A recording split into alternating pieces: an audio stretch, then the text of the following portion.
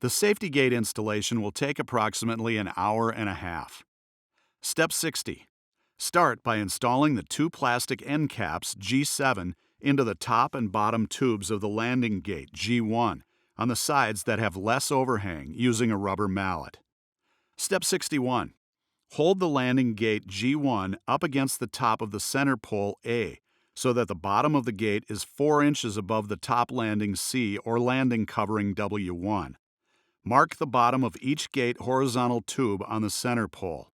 Next, place a hinge bracket G4 against the center pole at each of the two marks so that the top of the bracket aligns with the mark. Now mark the two holes for each bracket on the center pole. Remove the brackets and drill a 3/16 inch pilot hole at each of the 4 marks. Next, reposition the two hinge brackets and attach each one to the center pole using 2 self-threading screws G9. Step 62. Start by resting the landing gate G1 on top of the 2 hinge brackets G4 that were just installed. Then slide the gate hinge pin G2 through the landing gate and hinges to hold in place and fasten the clamping shaft collar G6 to the top end of the hinge pin. Step 63.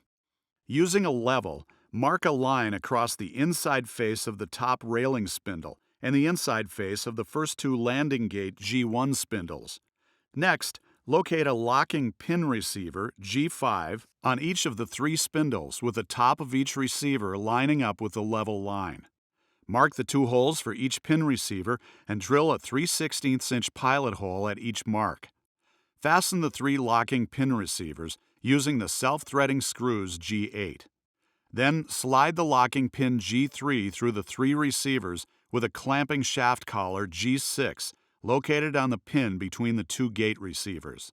Step 64.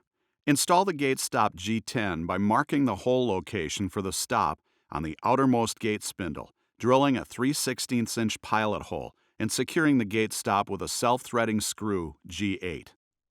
This concludes the installation of the safety gate.